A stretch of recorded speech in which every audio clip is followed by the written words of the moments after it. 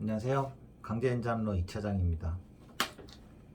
오늘은 법인으로 구매대행 운영하게 된 이유에 대해서 짤막하게 이야기 드리고자 합니다.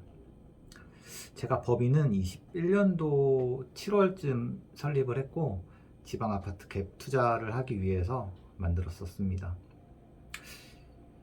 이게 22년도 3월까지만 해도 부동산 거래가 나쁘지 않아서 갭 투자로 나쁘지 않은 수익을 얻었었는데요.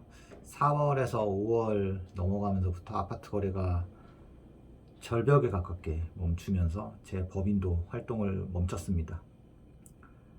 하지만 거래는 멈췄지만 세금은 멈추지 않았기 때문에 세금을 내기 위해서라도 계속 활동이 필요했습니다. 그래서 7월부터 법인으로 구매 대행을 시작하게 되었고요. 일반적인 경우라면 법인으로 구매 대행을 추천드리지는 않고요. 개인 사업자를 내고 개인 간이가세로 시작을 하는 게 맞습니다. 하지만 저는 투잡으로 회사에 걸리지 않고 하기 위해서 법인으로 진행을 한 것이니 참고해 주시고요. 간단하게 법인으로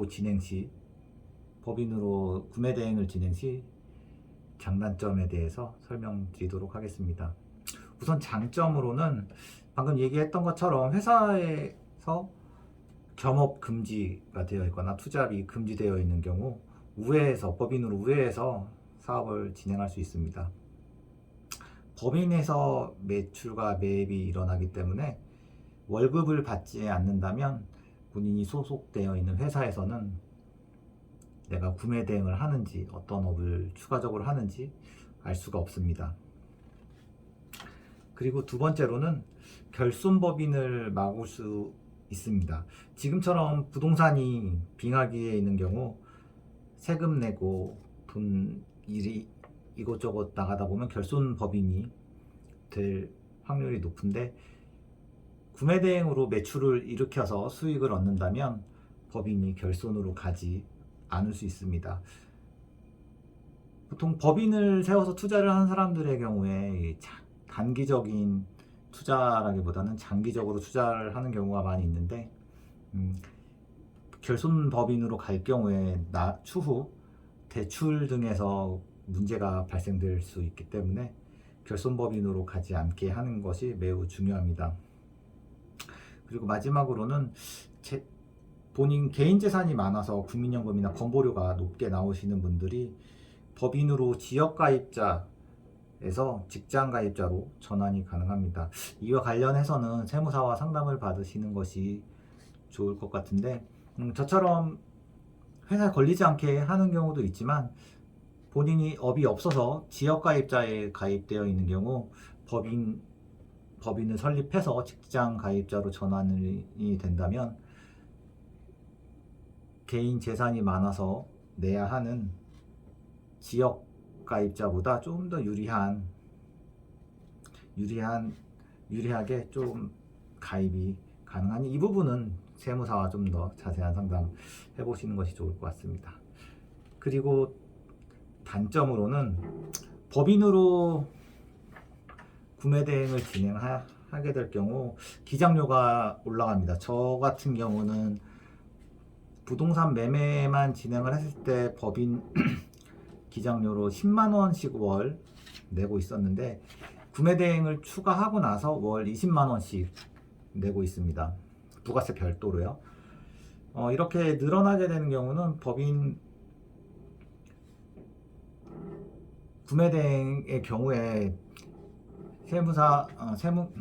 회계 담당자가 처리해야 될 업무가 많이 늘어나기 때문에 그에 따른 인건비가 추가된다고 보시면 될 것 같습니다.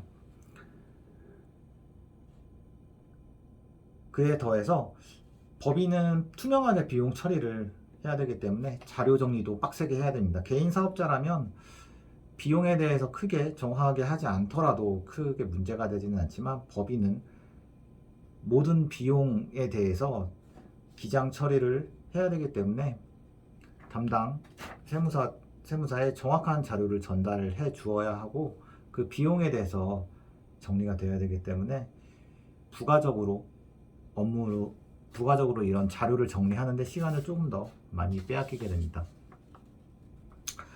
그리고 마지막으로 부가세와 관련해서 개인 사업자로 간이과세로 처음 시작을 하게 된다면 부가세를 내지 않지만 법인은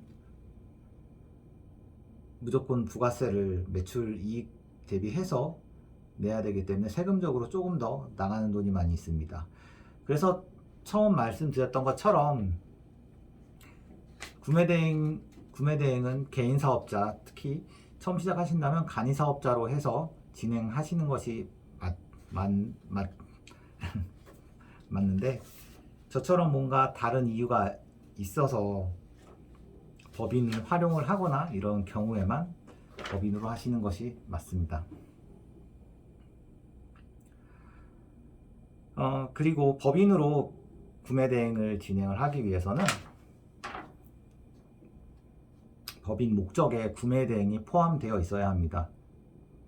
저는 20만 원 정도의 돈을 들여서 법무사를 통해 목적을 추가했고, 사업자 등록증, 업종명에도 해외 직구 대행업과 전자상거래 소매업을 추가하였습니다. 제가 잠시 화면을 돌려서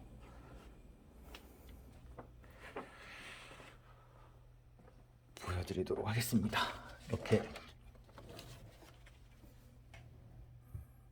이렇게 사업자 등록증에도 전자상거래, 소매업, 해외 구매, 직구 대행업 이렇게 들어가 있어야 하고요. 그리고 이 사업자 등록증에 이걸 넣기 위해서는 등기사항 전부 증명서에도 이렇게 업종이 추가가 되어 있어야 합니다. 저는 부동산으로 처음 시작을 했기 때문에 부동산 관련해서 목적을 주로 다 넣었었고, 그리고 7월에 구매 대행을 하기 위해서 건강식품, 도소매업, 그리고 물류업, 전자상거래업 이렇게 다 추가를 하였습니다. 이걸 목적을 추가하지 않고 사업자 등록증을 추가는 되지 않고 세무서에서 저 부분을 꼭 확인하고서 진행되고, 만약에 저게 추가가 됐다고 하더라도 만약에 목적에 들어가 있지 않다면 과태료가 부과될 수도 있으니 그 점은 법인으로 진행하신다면 꼭 양지하셔야 될 것 같습니다. 이번 시간에는 구매대행의 시작인 사업자 등록증 관련된 이야기를 드렸으니, 다음 시간엔 통신판매업 신고증과 수입 식품 인터넷 구매 대행업 영업 등록증 발급 등에 대해서 추가적으로 설명드리도록 하겠습니다. 시청해 주셔서 감사합니다.